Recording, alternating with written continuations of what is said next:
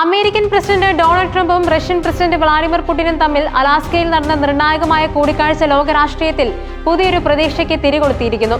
3.5 വർഷമായി തുടരുന്ന റഷ്യ-യുക്രൈൻ യുദ്ധം അവസാനിപ്പിക്കുന്നതിനുള്ള ഒരു സമാധാന പാതയെക്കുറിച്ചുള്ള സൂചനകളാണ് ഈ ചർച്ചയിൽ നിന്നും ഉയർന്നു വന്നത്.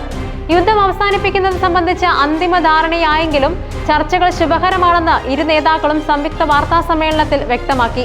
റഷ്യ-യുക്രൈൻ യുദ്ധം അതിന്റെ ഏറ്റവും തീവ്രമായ ഘട്ടത്തിൽ നിൽക്കുന്ന സമയത്താണ് ലോകശക്തികളുടെ ശ്രദ്ധ അലാസ്കയിലേക്ക് തിരിഞ്ഞത്. ലോകം ഒരു പുതിയ ശീതയുദ്ധത്തിലേക്ക് നീങ്ങുകയാണോ എന്ന ആശങ്കകൾ ശക്തമായിരിക്കെ ഈ കൂടിക്കാഴ്ച സമാധാന ചർച്ചകൾക്കുള്ള വാതിൽ തുറന്നു. 6 വർഷങ്ങൾക്ക് ശേഷമാണ് ട്രംപും പുടിനും നേരിട്ട് കണ്ടുമുട്ടുന്നത്.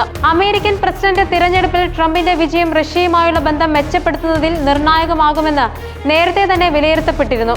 അതിന്റെ തുടക്കം എന്നോണം യുദ്ധം അവസാനിപ്പിക്കാനുള്ള ശ്രമങ്ങൾക്ക് മുൻകൈയെടുക്കാൻ ട്രംപ് തയ്യാറായത് ആഗോള സമൂഹത്തിന് ആശ്വാസം നൽകി. അലാസ്കയിലെ ജോയിന്റ് ബേസ് എൽമന്റ് ഓഫ് റിച്ചാർഡ്സണിൽ നടന്ന കൂടിക്കാഴ്ച 3 മണിക്കൂറിലധികം നീണ്ടു.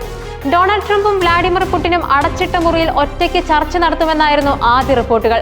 എന്നാൽ പിന്നീട് ഇരു രാജ്യങ്ങളിലെയും ഉന്നത നയതന്ത്രജ്ഞരെ കൂടി ഉൾപ്പെടുത്തിക്കൊണ്ടുള്ള ചർച്ച നടന്നു.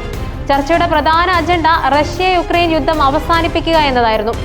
യുദ്ധം അവസാനിപ്പിക്കാൻ വേണ്ട നടപടികൾ റഷ്യയാണ് സ്വീകരിക്കേണ്ടതെന്ന അമേരിക്കയുടെ നിലപാട് ട്രംപ് ആവർത്തിച്ചപ്പോൾ യുക്രൈൻ സഹോദര രാജ്യമാണെങ്കിലും തങ്ങൾക്ക് ചില ആശങ്കകളുണ്ടെന്ന് പുടിൻ വ്യക്തമാക്കി. വ്ളാഡിമിർ സെലൻസ്കിയുടെ നേതൃത്വത്തിലുള്ള സർക്കാർ റഷ്യയ്ക്ക് വെല്ലുവിളിയാണെന്നും പുടിൻ സൂചിപ്പിച്ചിട്ടുണ്ട്. ഇത് സമാധാന ചർച്ചകളിൽ യുക്രൈനിലെ ഭരണമാറ്റമെന്ന റഷ്യയുടെ അജണ്ടയ്ക്ക് ഊന്നൽ നൽകുന്നുണ്ട്. സൈനിക പിന്മാറ്റം, ഉപരോധങ്ങൾ പിൻവലിക്കൽ, യുദ്ധക്കെടുതികൾ അനുഭവിക്കുന്നവർക്ക് സഹായം എത്തിക്കൽ തുടങ്ങിയ വിഷയങ്ങളിലും ഇരു നേതാക്കളും സംസാരിച്ചു. യുദ്ധം അവസാനിപ്പിക്കാനുള്ള ധാരണയിലെത്തിയെങ്കിലും അത് എങ്ങനെ നടപ്പിലാക്കുമെന്ന കാര്യത്തിൽ കൂടുതൽ ചർച്ചകൾ ആവശ്യമാണെന്ന് ട്രംപ് പറഞ്ഞു.